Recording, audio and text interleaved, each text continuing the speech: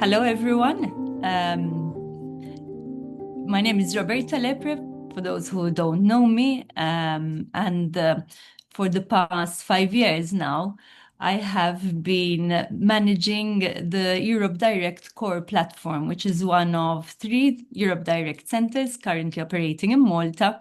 And the remit of these centers is to actually provide information to the public on policies and programs of the European Union primarily. And for the past 5 years, our center has been focusing mainly on the business community, and in particular, the SME community, because they are the majority of our business community, both in Malta and across the European Union. And we strongly feel that the SME sector in Malta needs to be further empowered and supported to be able to link also with the objectives of Malta and also of the EU. So we have been organizing a number of activities over the years, and this is actually our last webinar for this year, the year 2025. And we have chosen a topic which I feel is extremely crucial, both for Malta and for the European Union more broadly. So we're tackling the topic of innovation. Essentially, we have chosen the topic driving innovation in Europe, opportunities and support, both through the EU and also through the EIT community. And in fact, this webinar is being organized also in conjunction with the EIT Community Hub in Malta. And in particular, I would like to thank Diana Micheli for her collaboration on this topic. So the agenda, the way things will be progressing over the next hour or so, is that Diana Micheli will actually be delivering a presentation to give us a little bit of context on the topic. And then we will proceed with a panel discussion where we have experts and representatives as well from the SME community who together will discuss issues pertaining to innovation and access to support programs as well that are intended to lead to further innovation. And towards the end, of course, we will also have some time for questions and discussions. So unless there is anything particularly urgent that you would like to ask, I do encourage you to keep your questions in mind. Should you wish as well, put them in the chat, and we will be able to discuss them towards the end of the webinar. So maybe we can kick off. Diana, maybe I can invite you to proceed with your presentation, and after that, we'll go on to the panel discussion. Thank you. Thank you, everyone. It's a pleasure to be here and for the final webinar, even for us as the EIT Community Hub. Thank you, Roberta. And just as a way of introduction, my role as the EIT Community Officer is to literally be your gateway, your bridge to the EIT community. The European Institute for Innovation and Technology is a body of the European Union, which I represent together with its knowledge innovation communities, which tackle different areas of societal challenges that we face. So whether it's urban mobility, food, climate, digital, and even manufacturing, among others, we are here to support you and guide you to the right network that can help you grow your idea, your business solution, product or service. So today I wanted to speak to you about something a bit different, particularly the new innovation agenda. And I wanted to focus on this mainly because I do see that a lot of us have a lot of project ideas that we want to fund, and we want to get the best possible outcome, right? But we need to understand how to tackle this a bit more differently. Can you please confirm that you can see my screen? Yes. Okay, thank you. So so basically, the EIT Community Hub is currently based at business labs, and it will be there for the next 3 years because we've just been awarded the contract for the next 3 years. And this is some activities that we've had just in the past year. Okay, so why does innovation matter, and why does it matter so much for the EU? So today I'm not going to just speak to you about the EIT. I will factor it in here and there, but I wanted to take a step back and give us a broader picture, right?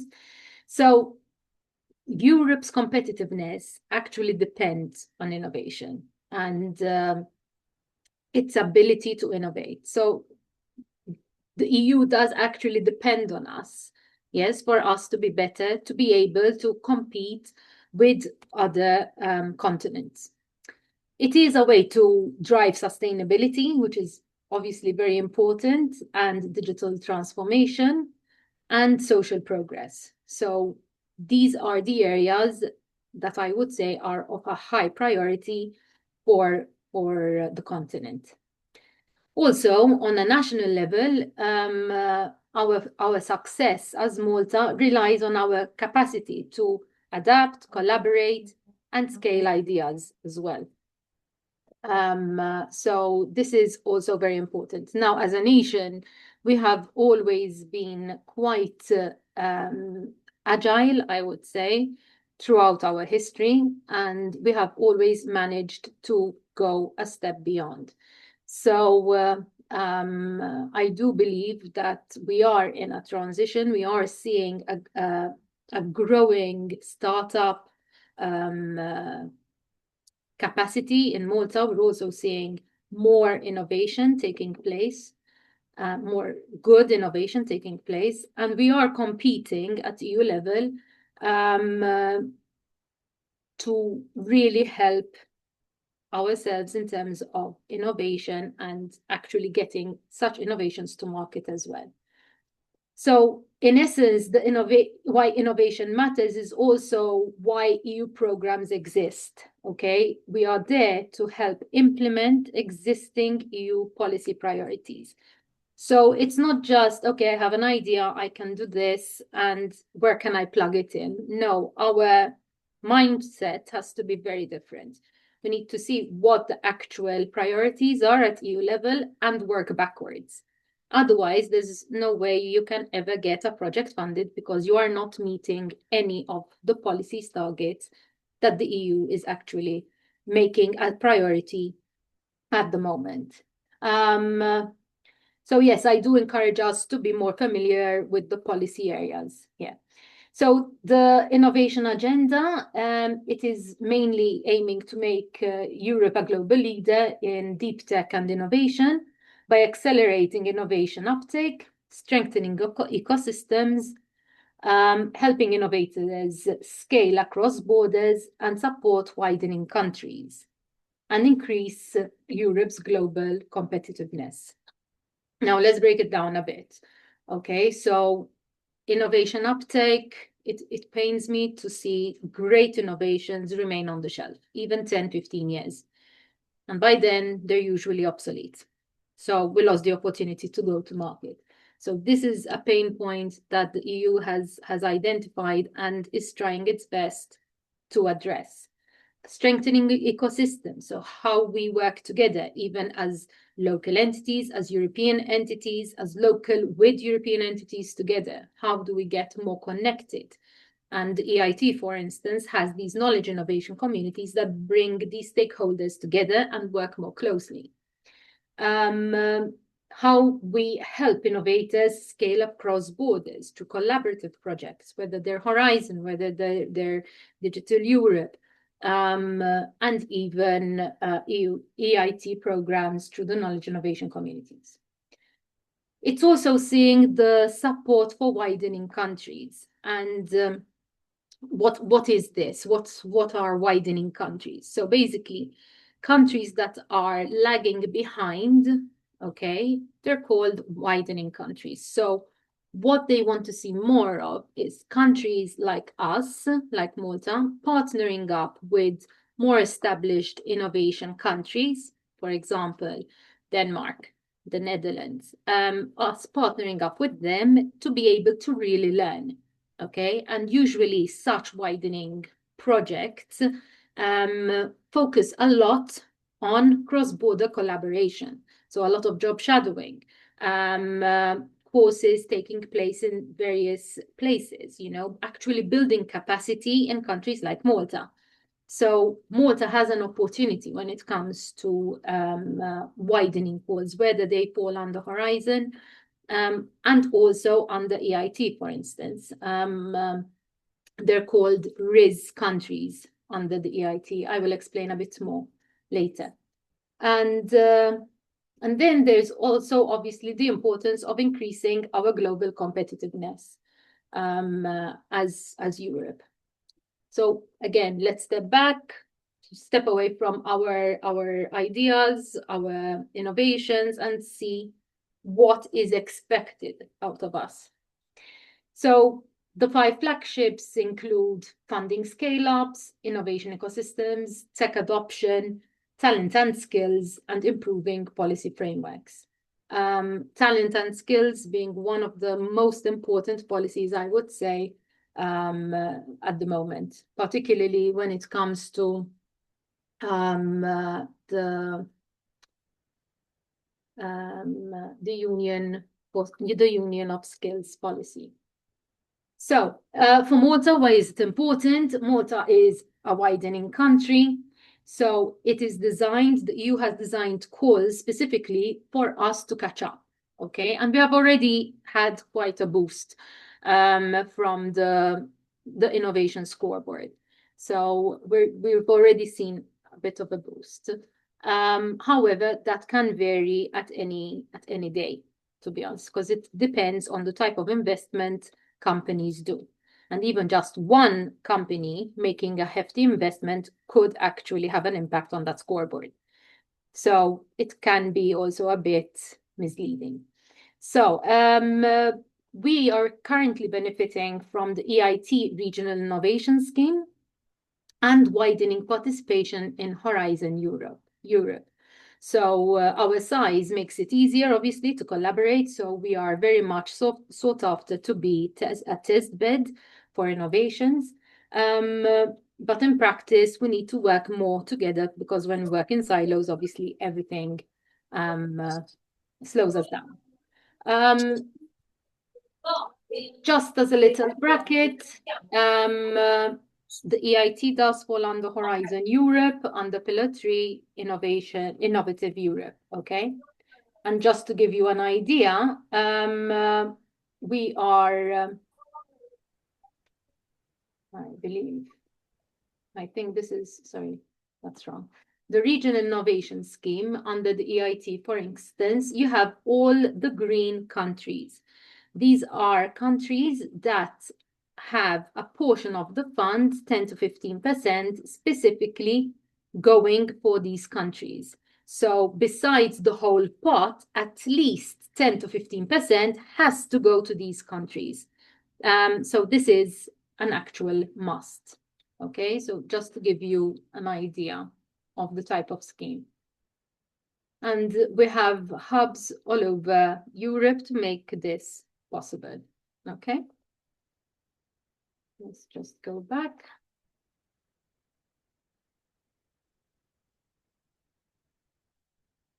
Okay, so how the EU supports regions and widening countries. So through Horizon Europe, as I mentioned, there are the WIDERA calls like twinning, teaming, and ERA chairs. With the EIT, there are capacity building, training, and pilots. So we even train individuals in entrepreneurship, innovation, and other programs, even sector-specific programs. Then there are cohesion policy funds that the EU uses for regional development and smart specialization. Digital Europe for digital capacity and tech adoption of SMEs. And there's also the Green Deal funding streams. So these tools aim to reduce innovation gaps between the EU member states. So let's go back a bit as well when it comes to EU policies. So we're getting the picture that innovation is not just something that we own, that we want to do, that's our baby, but rather it has to be something that is addressing an EU policy, an EU priority, okay? And our aim has to be, how am I actually addressing that priority, that target? How am I contributing to that necessity, okay? So the European Green Deal obviously focuses on sustainable solutions, decarbonization and circularity, Digital Europe programs, AI, cybersecurity, HPC and digital skills. Horizon Europe, including the EIT, focuses on research, innovation, pilots and scale-ups. Cohesion policy focuses more on regional development aligned to smart specialization. Having said that, Malta's smart specialization strategy fits in any program. So when you are actually applying for a project, it is important to highlight if it is actually addressing a local smart specialization area as well, because that way you are showing that with your innovation, you are hitting the local smart specialization area.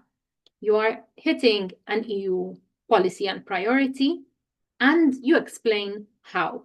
Okay, so that is very, very important. Sorry, a bit of back and forth, but as the conversation goes, I tend to adapt. Okay, so EU projects, in essence, they exist. They are not just funded randomly. I remember even when I was on the program committee at EU level, when I was at the Malta Council for Science and Technology, we used to see what the priorities are and literally identify what calls should be issued in order to address the policy. So that is how the calls are designed, okay?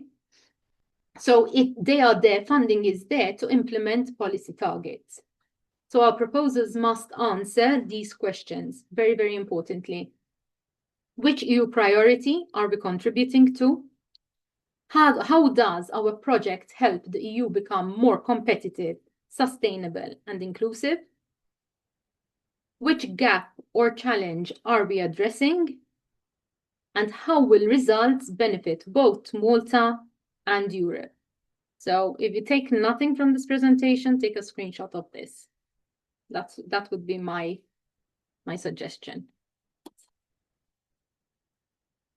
So, as we said, calls respond to specific policy needs. So not every good idea fits, unfortunately, and that's okay. That's why we have other funding programs, locally funded programs. There is as much money available as you can imagine from any funding streams, even not EU related. So your idea could be funded by other opportunities. But we must understand that the foundations of EU innovation policy are what they are. We need to tailor proposals to strategic objectives, okay? Not try and make it wiggle in. It won't get funded, very clearly, okay? For example, under Erasmus, the first question is relevance. How relevant is your project to the actual priorities? If they're not relevant, point out the window within 2 minutes of the evaluator's time, okay? We also need to demonstrate impact, scalability, and collaboration. So how is this going to impact not just me, but the ultimate beneficial person, the person that's going to make use of this technology or this process? How is it going to have a wider impact on a national, European level? How can it scale up to that level, and so on? Strong proposals are those clearly aligned with EU priorities and quote the EU priorities, quote what exactly in that priority you are actually addressing, okay? So, the importance of collaboration. I can never say this enough. Academia sharing research openly, for instance. industry co-creating solutions, even with academia, or as well with user groups. The actual, for example, if you take health, actually getting the feedback of the patients before you design, or co-creating it with the users, okay? Government removing barriers, which we're seeing very well through Scienza Malta funds, for example. It's something they work on every day. Communities that are being included, and trust that is built across the ecosystem. When you have a consortium and you have as many of these partners as possible, you have a strong consortium. And always do some research as well and see what kind of organizations have already been funded, have already been successful, and try to go with those. And people that you actually know. It's always very, very important. So as a call to action for us to strengthen our ecosystem in Malta, we need to engage with the EU frameworks, be familiar with them, build cross-sector partnerships, align projects with EU priorities, and support SMEs with wider participation, and create a culture of trust and openness. This is something that we're seeing even at EU level, the importance of having a culture of trust and openness. So to conclude, my last point would be for us to build on innovation, the innovation ecosystem that we have, which is growing. And that is how we will see Malta thrive through collaboration, trust, and shared ambition. If anyone wants more information about the knowledge innovation communities, this is more information here. And you can always reach me on these contact details. And I look forward to supporting you. Thank you.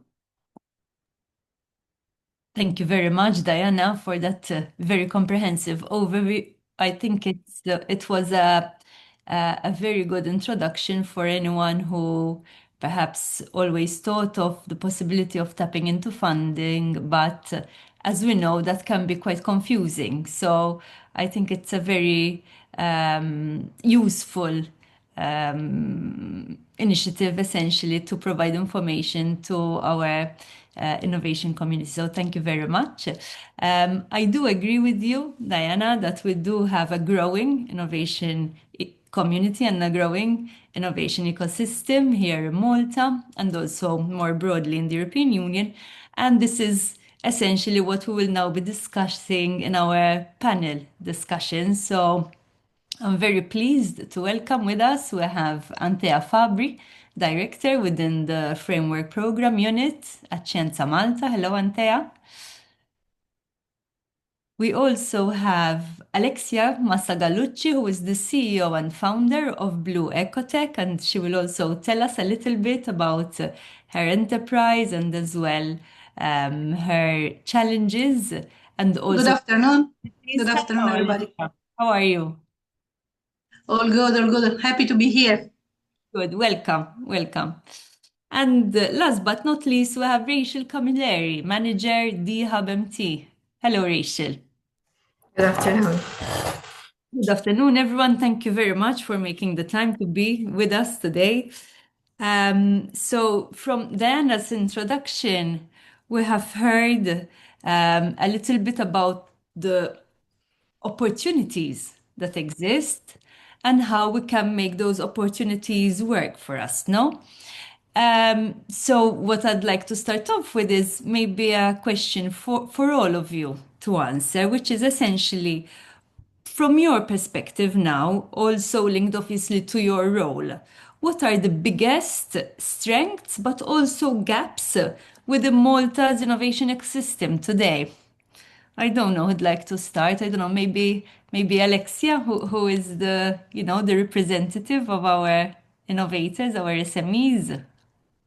In terms of gaps, what I saw with Blue Ecotech, first of all, just for everybody to know that doesn't know the company, I'm working mostly on a circular blue economy. And the two line of works I'm carrying out at the moment is the valorization of waste biomass coming from the sea, organic waste biomass. And the other line of work is habitat restoration. So that's where I position myself. And the company has been open for 5 years, actually turned 5 just last November. And so I've been around looking at how the ecosystem itself evolved and developed in the past 5 years. And what I see mostly among other innovators and other entrepreneurs is that there is a chronic lack of support in terms of funds and other kind of instruments in order to support low TRL or low technical readiness level startups. So since you were, Diana was speaking during her presentation, talking about how important is innovation, because it's the driver really and truly of what's happening at a wider level with various benefits and impact.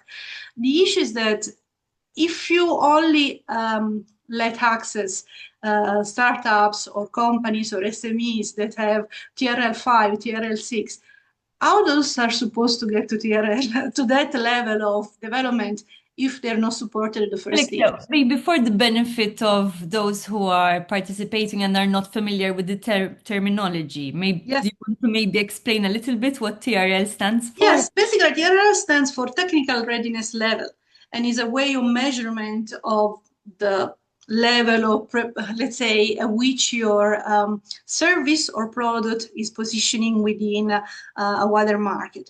Now, this very same unit of measurement, if you like, is what also is applied in all the EU grant funds and calls, but also national level, and is a way for you to position yourself in a scale that goes from 1 to 9, and it goes from basically idea, concept is TRL 1 to TRL 9, that's when your product or service is in the market already.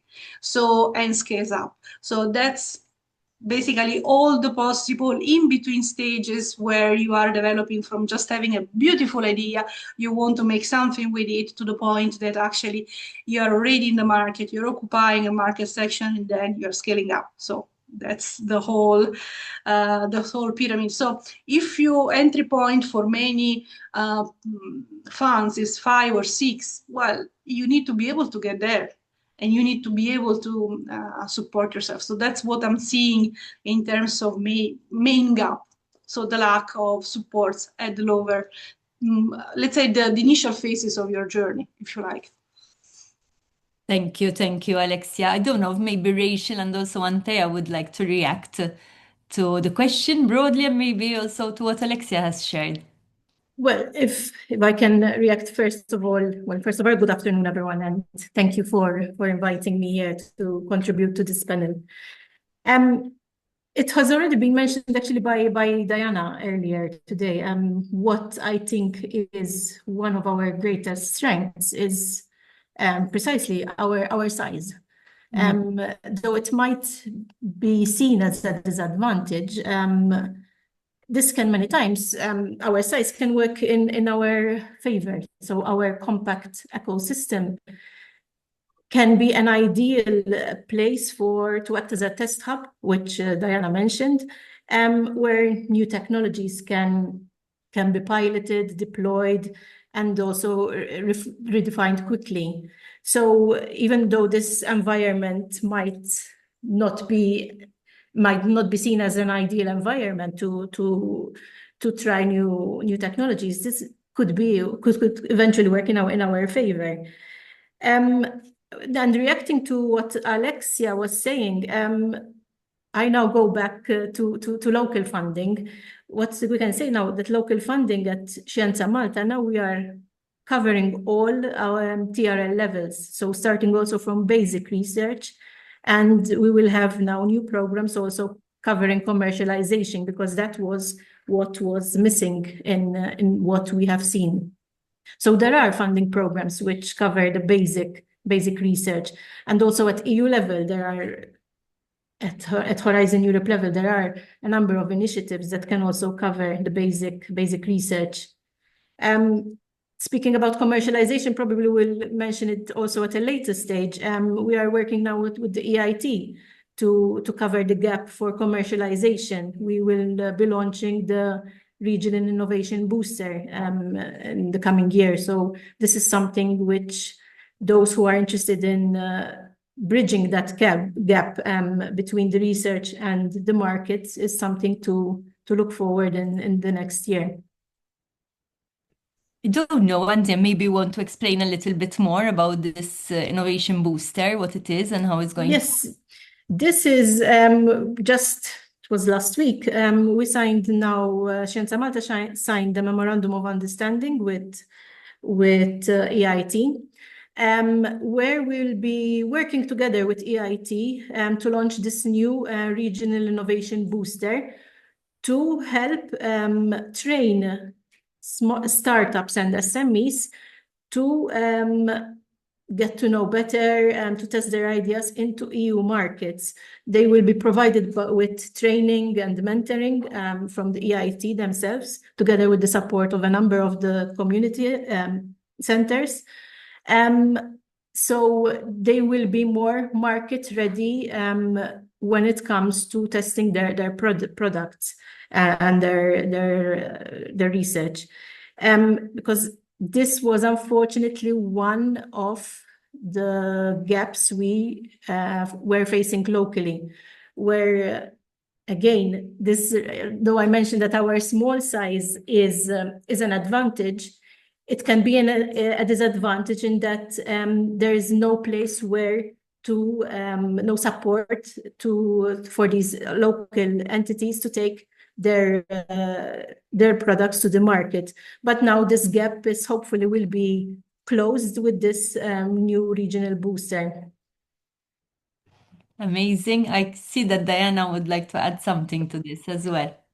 Yes. In fact, it was a real pleasure working with Antea and the Scienza Malta team, including Melchior as well, Chini, in putting this regional innovation booster together. We actually had a session with stakeholders to identify what is the priority even across the TRLs. And going back to my presentation, this is not just the EU seeking its own priorities. This is literally this regional innovation booster is specifically designed for Malta, as Antea was saying. So we are really seeing how our roles are instrumental as the ecosystem to make these things happen, right? So the importance of breaking down the silos and making innovation happen, in essence, which is the EIT motto.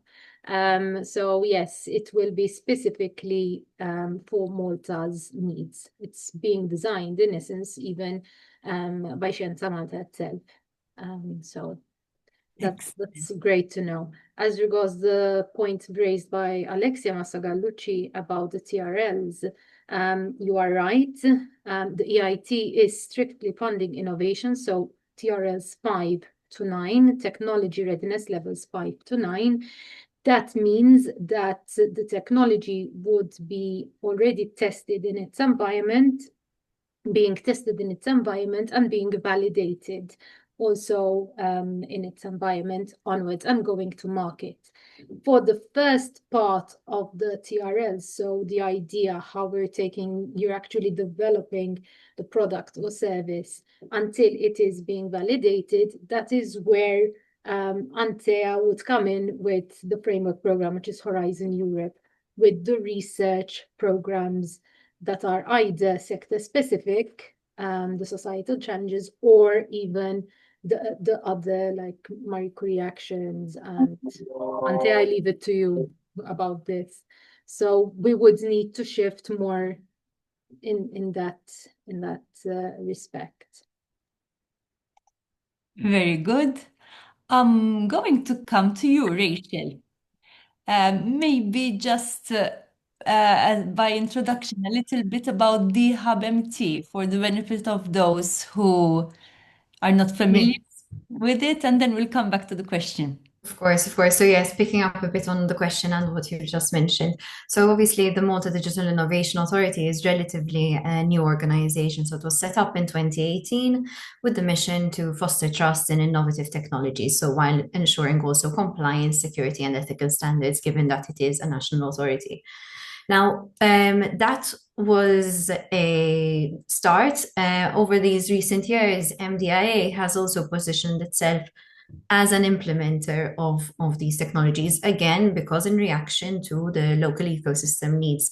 So the reason why MDIA itself applied for EU funding, such as under the Digital Europe program, where the hub is being funded through, that is a product of MDIA also applying for EU funds in order to address local needs. So the mission of the hubs then, which was a call spread across all member states, again, to tackle the issue of low innovation and encourage commercialization of European innovation. That is where the Hub MT came about. So this project, which we launched the premises of just over a year ago, so November last year, and the point of that project was to address the infrastructure gap. So while there are schemes available through funding and research that Diana and Antia rightly mentioned, there was also a gap for an innovation space, a space where SMEs and startups could work together and have the right tools. So that is where the project came in. And I think everything that we've mentioned so far, when we're mentioning the ecosystem, we're seeing how, again, we're breaking these silos and working together to prop ourselves up with the right tools necessary in order for our local grown innovation to take that next step. So, Rachel, if I may, where do you see the most untapped potential when it comes to innovation in Malta? You mentioned collaboration, so the hub, to an extent, if there's a gap, is aiming to bridge that gap. No, but any other gaps, any other untapped opportunities that we need to be exploring further, maybe? Rather than potentially untapped, maybe coordinated efforts, I think, is the maybe the way that we can look towards maybe next year as we're close to the end of this year, because it will allow us to tap into larger funds through coordinated efforts, and that way we can focus on, obviously, yes, projects do tend to have a short term, be it 2 years, 3 years. However, we can build on these projects to leave a lasting impact, especially if these projects are being led by public entities or public bodies, where we can bring in private sector SMEs and research entities also to support. However, through the involvement of authorities, they can make sure that projects last beyond the 24-month implementation period, for example, and building upon each layer as the ecosystem matures as well. And this is, for example, what MDIA is doing now. Recently, we had applied for the AI antenna project. So that is building on the infrastructure we got through the hub. So it's a massive project. So it's a 10 million project, which is co-financed also under the Digital Europe program, that is going to build upon the HPC capacity that we currently have through the hub project. So in fact, it was one of the priority areas Diana mentioned in her presentation. So again, we cannot go to the largest fund or the largest step before we start the fundamentals. So we are slowly building up on these fundamentals through the collaborations. Perfect. Alexia, I'm going to come back to you. So you're an entrepreneur, you meet other entrepreneurs, I presume, quite often. Diana, in her introductory presentation, also mentioned an array of funding programs and other opportunities. So, in your experience, how could Maltese enterprises make better use of these opportunities? I have to say that the best option for Maltese enterprise to have a better access to understanding the framework at European level of the various projects, because sometimes it can be quite confusing when you start to dip your fingers into it, is actually talking to Scienza Malta. Because there is, apart from Antea, I know that there is another colleague online that helped me have a better understanding of the whole, let's say, family of Horizon Europe projects. And there was a very eye-opening kind of run through all the various possibilities, which call is which is an RNI call, which is an INI call. These are all acronyms for various forms of innovation, but this also brings to various forms of funding. And this is very, very important, especially for startups, because startups, they do not benefit from the same status of a research institution that would be 100% funded most of the cases. And so the SME owner has to put that into account in terms of budget, in terms of a project that lasts for 3 years. You really have to take that into account in order to see how this is going to work best on your advantage. But at the beginning, if you are just starting, all of this can be highly confusing, but having different chats with the colleagues of Antea actually dispels, let's say, those doubts. And then the other thing is that in terms of funds, in order to have access, all this funding that was just mentioned are basically calls that are collaborative research calls. So means that you're going to become part of a bigger consortium. And in the case, other type of dynamics are going to come into play, because you need to be able to enter in a consortium or form it if you intend to be the project leader or the project coordinator, and then bring in other partners. And at the beginning, this could be a little bit of a daunting task. Either you do it through your personal network or previous network. In my case, my background is academia. So basically, I'm leveraging that network. But if you don't have that opportunity, Scienza Malta has the Plume Tree platform up and running, but Antea can give you much more information about it than again.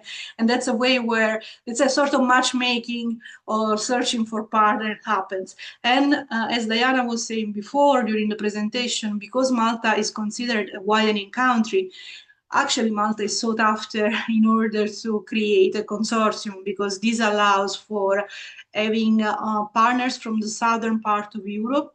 And in my case, because I have a startup that works on blue economy, I'm probably one of the few that is in this kind of niche type of field. So I've been called and invited in various other consortium. And when you start, then the ball starts rolling and you keep, basically, your profile keeps circulating. So. That's amazing. Antia, maybe following on as well on what Alexia has been saying. So, yes, in fact, the first point for anyone who wants to tap into any funding, I would say, first of all, would be to make use of the support structures that are available. For example, if we look at Horizon Europe is a 95 billion euro program over 7 years. So it's a complex program, I can say. But we have local support. We have national contact points here at Scienza Malta, covering all the program from A to Z, let's say that. And we can support all entities from developing their idea to find the right call, to developing to make that idea into a proposal, to find partners, yes, because for most of the program, you need to collaborate with other entities in other countries. So you would need help to identify the right call, the right type of partnerships, and the opportunity that fits your needs. So what you are actually looking for. And over and above that, there are also a number of support schemes which can also enhance the support offered by the national contact points. Sometimes the private sectors, they would look at EU funds as only when they have an immediate need. But EU funding should be looked at as a long-term innovation and investment strategy, because it will lead into much larger networks, into much bigger funding programs. So it shouldn't be seen as something that will fix your immediate problem, but something you should invest in. So yes, SMEs do have the problem of not having maybe staff that they can afford staff to write their proposals. But of course, there are support schemes, as I'm mentioning, that can assist with that, and that can help all types of entities in that way as well. Perfect. Rachel, we've heard a lot about the notion of collaboration. It seems to be essential for innovation. So far, in your experience, where do you see that collaborations work well and maybe where they don't work well or they break down? Anyone who has any insights on this question, maybe feel free to share. No, of course. In fact, I'm very happy to see that obviously my fellow panelists from Scienza and the EIT community, we both have collaborated and have continued to collaborate. So not just a one-off effort. And we have continued to collaborate because of the mutual value this brought us. We saw that together, obviously, we're able to deliver added value to our stakeholders, be it specific industries of SMEs or specific groups of researchers for schemes that have launched. And we're also doing this apart from the info sessions. And for example, we hosted a walk-in clinic with the EIT community where individual sessions were held one-on-one for people to explore the opportunities of EIT, given how expansive this can cover. We're also working on projects ourselves. So for example, right now we're participating on a project focused on innovative procurement. So innovative procurement is mentioned a lot as an area where the public sector requires capacity building. And over there, MITA and MDIA are working on upskilling internally our teams so that we are able to then procure from our SMEs and researchers who are coming up with these innovative products. So this is an internal measure that we're taking because if we want government to purchase and be the first-time buyer of innovative technology that is being homegrown, we have to know how to buy it. And so the project is called GovTech for All, where we are taking the steps to get accustomed to innovative procurement and actually practice it. Right now, innovative procurement is used for example, architectural projects, which there's a design element. However, we are looking to introduce it for technology products. That is why we're working with MITA, which is obviously Malta's largest procurer of technology. And again, we are coming in as both the regulator and the promoter of technology. So again, we saw value and the value that it carries forward to our stakeholders. So these kind of efforts are really important. The result obviously is not tomorrow morning, but hopefully through these efforts, then we can see, improvements down the line. That's it. It's a journey. Progress doesn't happen from one day to the next. Diana, if I may, maybe the same question in relation to collaboration. I presume through the hub, you come in contact with many innovators, many entrepreneurs. So which elements make collaborations work and when do they break down? Which elements would be missing? These are very, very difficult. No, it's difficult for me to be diplomatic on it, actually. Okay. So the reality is we are an island and we need to step beyond our shores. Personally, I've done that from a very young age. Since my early days at Scienza Malta, we won't go back to the exact year because it will show how old I am. But when I went for my first meeting, you literally open your eyes to such innovation and such great partners that you learn from. It's not always easy, no. You're going to have characters everywhere. You have characters in Malta, you have characters all over Europe as well. But building relationships, and today I work on various other projects under other hats as well, and even in my role as the EIT Community Officer. I mean, I have a colleague in 25 countries. So, and I'm happy to work with them. Other characters, always, but we need to learn how to deal with different people. I think it's humankind at the end of the day. But it is amazing then, to be approached by people and say, listen, we're working on a project. It happened just last week. We're working on a project and we want you on board, because then when you are showing what your capabilities are, what your strengths are at EU level, building that network, building those friendships ultimately, and then getting that request, you are chosen as one of 4 from 25 to, work on a proposal together. I think it's really, at least for me, it's very exhilarating, but I have this maybe not so popular thrill for proposal writing and projects. Many think I'm a bit weird in that respect, but yes, I love winning projects and then getting to implement them, leaving an impact behind as my legacy. So that has been my experience so far. But as I said, it takes years to build the right relationships, the right opportunities. And obviously being on the lookout for the right opportunities is very important. If, on the other hand, we remain siloed, it can work against us. Now, I'm already seeing Alexia's hand up, and I think I know where she's getting to.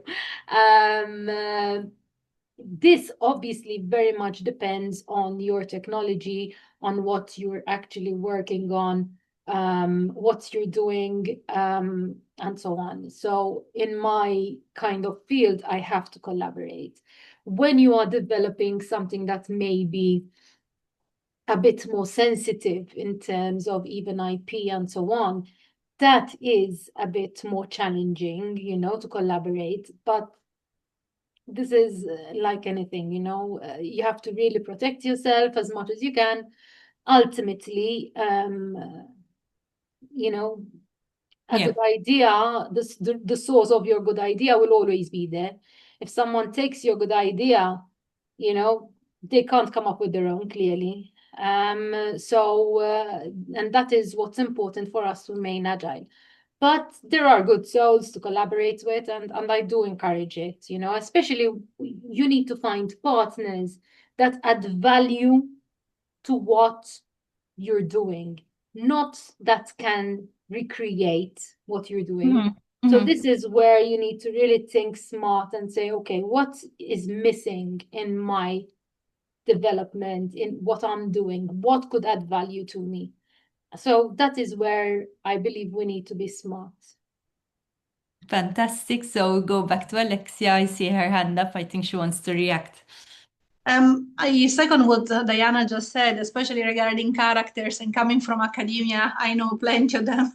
And the thing regarding a research and innovation-based startup like mine, nothing can be done in isolation. So collaboration is primal, is pivotal, is the most important element. You need synergies. Your idea might be the best idea possible, but believe me, when you want to move behind what's available at the moment, you want to do innovation, you need to collaborate. And especially sometimes another gap that I find in Malta is sometimes lack of infrastructures or skills in order to move some ideas from the paper into something that can actually be create a pilot and be tested. So for that, it's so important to collaborate, create synergies abroad. And again, you can either leverage your own network or getting to event like Diana was explaining and then start the collaboration. But this doesn't mean that technology, that service, the product cannot be brought back to Malta. And this helps move forward into innovation at the local level. And that's really, really important, because what you create then is what actually is being put into the market out there, and people can benefit from it at a larger scale. So I think that, yes, collaboration is absolutely important. I mean, vital for research and innovation SMEs. Thank you, Alexia. I have many more questions to ask, but I am mindful of time, and I would therefore like to ask the participants if they would like to put forward any questions. I'm not seeing any questions in the chat, so I don't know if maybe anyone would like to ask a question verbally. Anyone?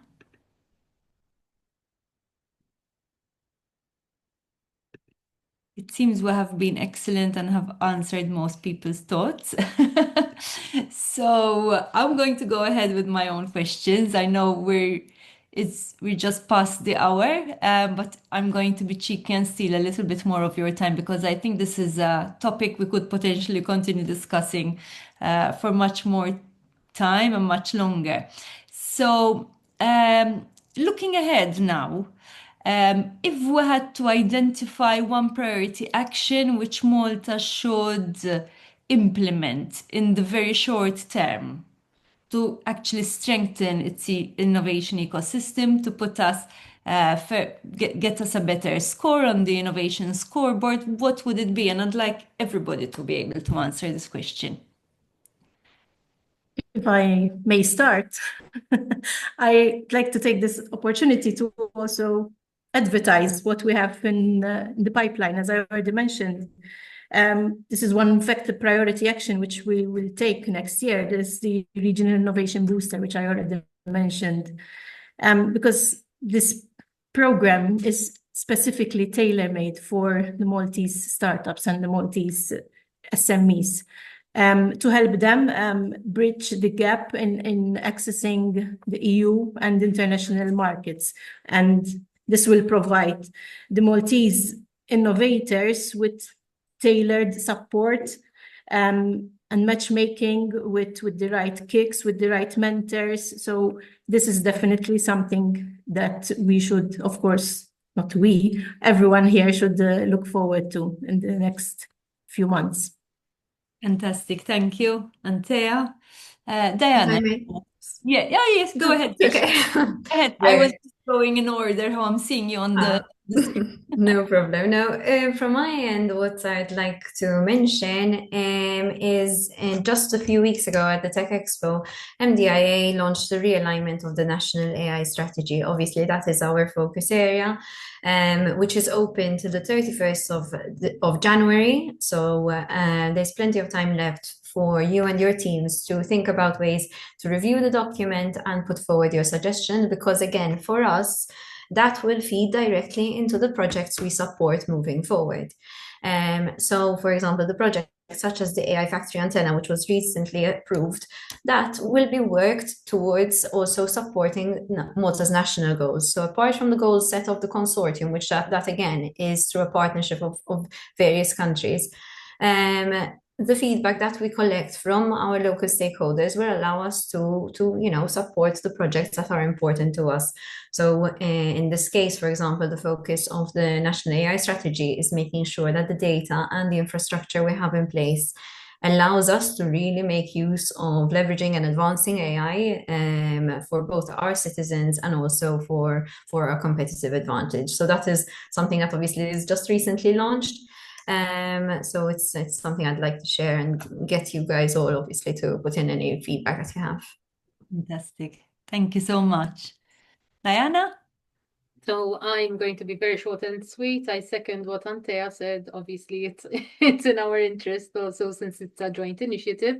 The KICS will be actually investing in the innovation that is selected for funding. And yes, with the right mentoring even at EU level. So this is a great opportunity where we see an EU body actually partnering up with a local entity to help you.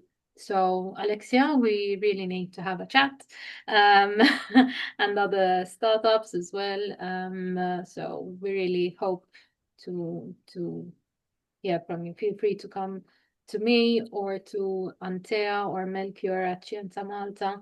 So anyone from the Scienza team, we're very happy to support you in our various roles. Thank you. Thank you. I'm seeing a raised hand. Michelle? Yeah, I hope it's okay that, you asked us for questions and now I'm coming up with a question now. Thank you. I'll be very short. My name is Michelle. I know some of you here already. I'm the Director at Knowledge Transfer Office. Practically, we take care of the IP and this hopefully more spin-outs from the university. My question, and I did look at all the press releases, and that's how I understood this, but for the EIT and Malta innovation booster, sorry, that's what I was coming from that you just mentioned. I understand that it will be also open to pre-formed spin-out, right, to our researchers.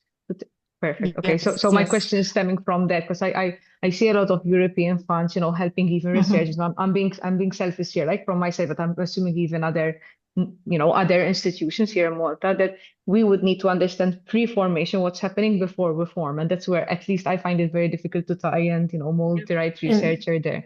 Yeah. As I mentioned, this is tailor-made for Malta. So EIT have given us this opportunity to also support these small ventures coming out from university. So this is also, as I mentioned, tailor-made for us, a program which has been designed after we have seen how the local scene is. So this is definitely something we will be supporting as well.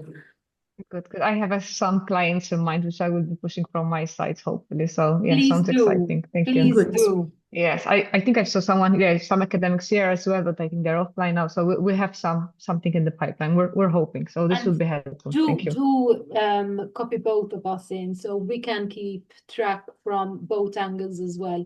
That way we can help even with the application from both sides. Also, because Scienza Malta is also investing funds in this initiative. So if we see that there is interest, of course, then the support will continue to grow. So if there is no interest in the first year, it would be a problem because it might not be continued in the following years. But if we see a lot of interest in the scheme, of course, we will continue to support such initiatives. Good. I know what I need to do then. We'll need to push it from our side as well. Great. Yeah, and let's have a meeting, Michelle. Even with Antea, together with Antea. Melke already told us that you have some things in mind already as well. So no, we're working very much together, and that is how we can actually make these things a success, these programs a success. Thank you. Yeah, this is helpful. Thank you. Any other questions? Now's the time before we start wrapping up. Any other questions? Either verbally or in the chat, feel free. It doesn't seem like it though. Okay, so I'm going to ask one concluding question to our panelists, if I may. So on a final note, what advice would you give to any innovator or entrepreneur or aspiring entrepreneur who is attending today's webinar a bit unsure on whether to follow up on their idea? What advice would you give them? Maybe to kick things off, what we would say is honestly speak to my colleagues on this panel and speak to fellow entrepreneurs such as Alexia, who have gone through these experiences. Let's use our scale to our advantage. It is very easy to have fruitful conversations with the right stakeholders within a matter of a few days. There are a number of events that are great for not only networking, for surface level networking, but to make introductions that could lead to joint efforts, joint proposals, and so forth. At the Hub, obviously, we host a number of events. So the past few weeks, we've had practically 2 events a week on different focus areas, from R&D grants with Scienza to entrepreneurial mindset. And do you have any social media channels? Or maybe so the best way, exactly through the Hub MT events section on our website. But if you follow us on LinkedIn, Instagram, and Facebook, you'll find out all about them. So there's a number of things happening. We have the very last event next week about product safety, both for hardware and software. So if that interests anyone, please feel free to come by. But then we're gearing up for next year. So if you have any ideas, please let us know. Fantastic. Thank you. Alexia, your final thoughts? To anyone that wants to get into the entrepreneur lifestyle, hang in there. That's the only thing I can say, because it's going to be a wild roller coaster ride. And if you really take the plunge and you move into this realm, be ready, because it's going to shake you at the core. So, but you can find funds. You can find funds and ways to support yourself. But yeah, it's going to be a wild ride. Alexia is one of our success stories as EIT. So she got some support through, I believe it was climate, right? Yeah, Climate. It was the Med Climate Accelerator, stage 1 and stage 2. Yes, that's where I started. Then I got some funds from Takeoff Malta, from the University of Malta, actually through MARSA, and then also through the Academy of Women Entrepreneurs. That's where the starting building blocks. And then staying open for the past 5 years has been quite a wild ride, but I was part actually of several proposals. But then that's what happens. You start to write up a proposals, then you submit it, then you wait 6 months, and then you hear about it. But thankfully, last March, I got into a project, the Sustainable Blue Economy Partnership project, that actually funded through Scienza Malta, and the project just started. So bright times ahead. Yeah, I think we both somehow contributed to your journey, Alexia here. Absolutely. With University, Scienza Malta, EIT. Absolutely. So Academy of Women Entrepreneurs. That's why I say, so hang in there, try to find a way in, and speak, as it was suggested by Rachel, to the various representatives here, because in a way or another, you'll find some funds that can support to really start to put together the building blocks for your success and bring your idea forward. Thank you so much, Alexia. And Andy, I'm going to ask you for your Well, I think I will just repeat what everyone has just said, but your first step should always be to engage with the support available, because whether you engage with us or, I mean, if we're not the right program for you, we will guide you to the right funding program, which would be suitable for your needs. So as it was mentioned earlier, we all work together. So if we're not the right program for you, we'll of course can lead you to the program which would fit your needs. So please, our first step should always be to speak to the help available, to the support available. Fantastic. Thank you very much. I'm mindful of time. I'd like to continue discussing with you. There is a lot more to say, but for everyone's benefit, I know you're all very busy. I think we need to wrap up here. I'd just like to thank you sincerely for your contribution. And in particular, I have to give special thanks to Diana and the EIT Community Hub for co-organizing this webinar with us. And us as well from our end, we look forward to further collaboration. So thank you very much. And I look forward to crossing paths with all of you very soon. Thank you. Thank you. Thank you, everyone. Have a nice afternoon. Thank you.